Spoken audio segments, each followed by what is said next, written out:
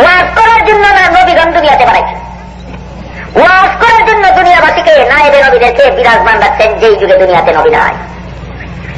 ওয়াজের সার কথা, ইন্না হাযা লাফিস সুহুফিল উলা সুহুফি ইব্রাহিম ওয়া মূসা।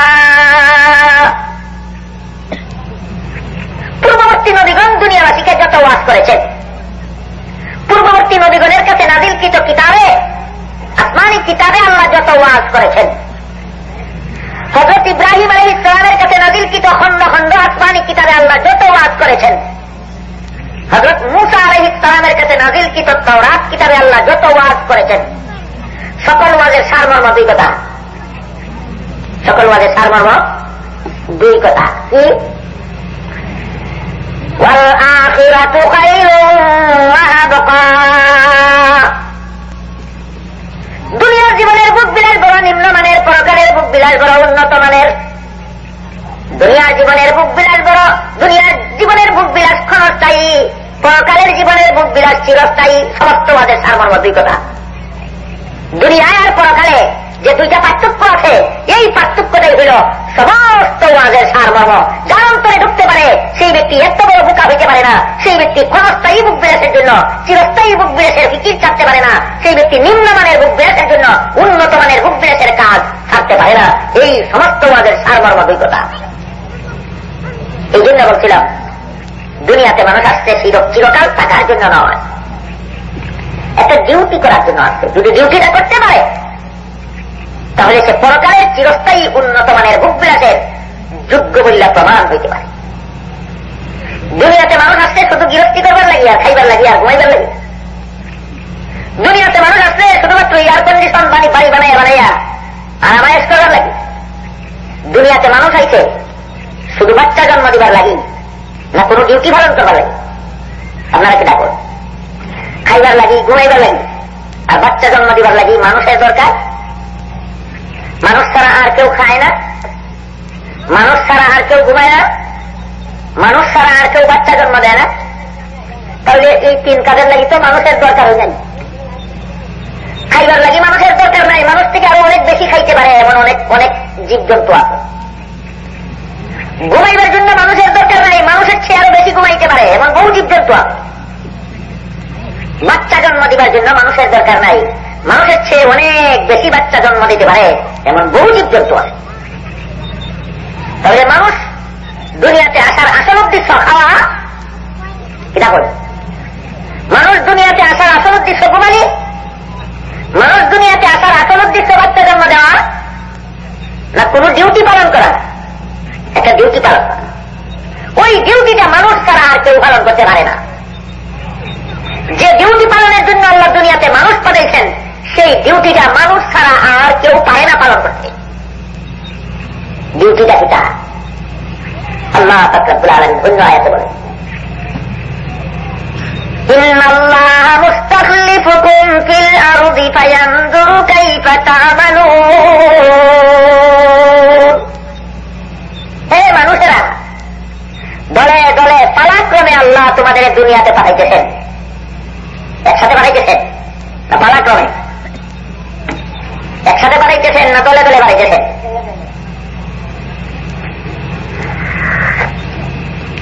এই বাচ্চিনারা যদি মাঝে মধ্যে এরকম করে তাহলে আমি মনোযোগে কথা বলতে পারবো না। আমি প্রায়ই দেখতেছি আপনারা সামনে অনেক মুরব্বীর সামনে এমন ছোট ছোট ছেলেরা আছে যারা ওয়াজ বোঝার মতো বয়স হইছে না, বিবেক হইছে না, অথচ সমস্ত সবাই ফাঁকে ফাঁকে ঢুকে ঢুকে আরা হয়েছে। এরা তো কথা বুঝে না, যতক্ষণ মজা লাগে ততক্ষণ শুনে, যখন আর মজা লাগে না তখন ওই উঠা বসা শুরু করে। এই যাদের সামনে নিয়ে কথা বলা হয় এরা যদি উঠা বসা শুরু করে, কথা বলার আগ্রহ নষ্ট হয়ে যায়। এরা আপনাদের সভাটা নষ্ট করবে। এটার থেকে আপনারা সভাটা বাঁচাইবার দুই ব্যবস্থা আছে। বারবার যদি এই ছোট ছোট ছেলেপেলেরা সামনে উঠা বসা করে তাহলে আমি কথা বলা বন্ধ করে দিতে হবে। এটার থেকে আপনারা সভাটা বাঁচাইবার দুইটা ব্যবস্থা আছে। একটা হলো, এখন আমি চা খাইব, একজনে একটু তেলাওয়াত করবে, এই ফাঁকে যত নাবালক ছেলে আছে ফাঁকে ফাঁকে সবগুলির ওটাই একটু ছেলে আনবে। আরেক ব্যবস্থা হলো, সবার শেষ হওয়া পর্যন্ত কোনো বাচ্চাকে উঠতে দিবে দিবেন না, 2 ভোটের 1 ভোট।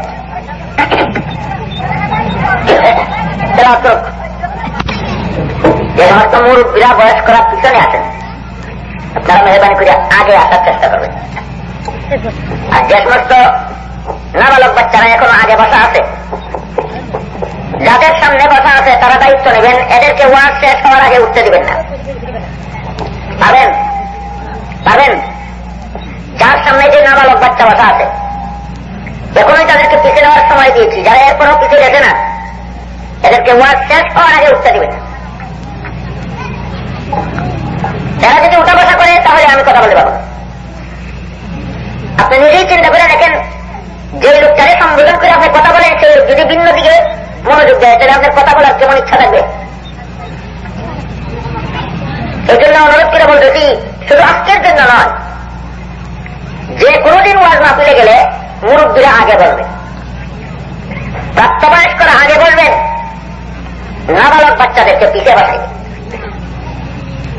মসজিদে নামাজে গেলেও একই নিয়ম, যোগ্য ব্যক্তিরা মুরব্বীরা আগের কাতারে দাঁড়াইবে, প্রাপ্তবয়স্করা তারপরে দাঁড়াইবে, নাবালক বাচ্চারা কোন কাতারে দাঁড়াইবে জানেন আপনারা? মসজিদে পিছের কাতারে। যে কোনো ওয়াজ মাহফিলে গেলে নাবালক বাচ্চাদেরকে পিছিয়ে বসাইবেন, মুরব্বীরা আগে বলবেন।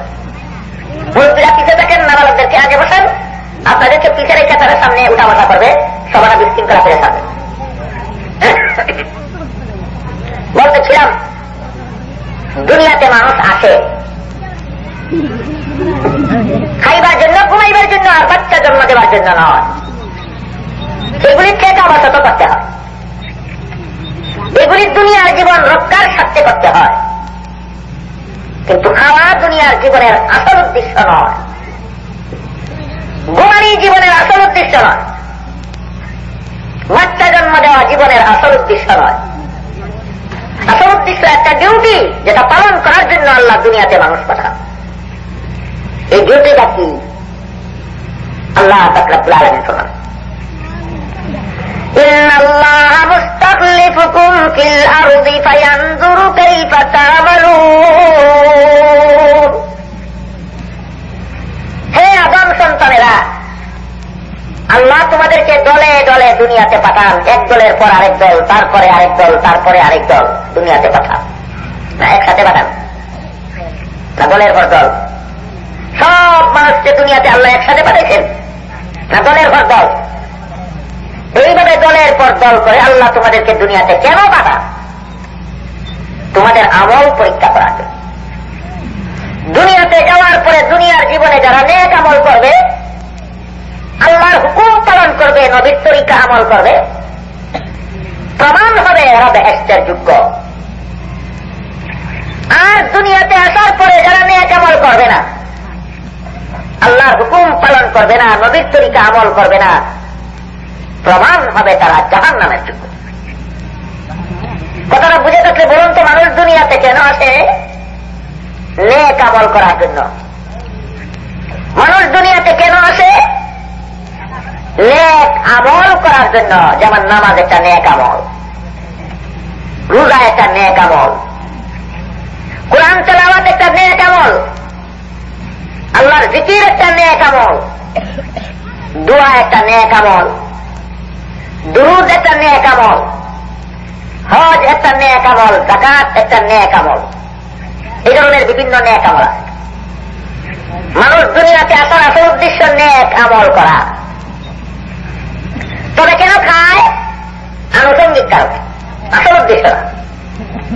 তবে কেন ঘুমায়? আনুষঙ্গিক কারণে, ঘুমাইবার উদ্দেশ্যে দুনিয়াতে আইছে না। তবে কেন বাচ্চা জন্ম দেয়? আনুষঙ্গিক কারণে বাচ্চা জন্ম দেয়, বাচ্চা জন্ম দিবার লাগে দুনিয়াতে আইছে না। উদাহরণ, ধরুন এক ব্যক্তিকে তার বাবা বাজারে পাঠাইল,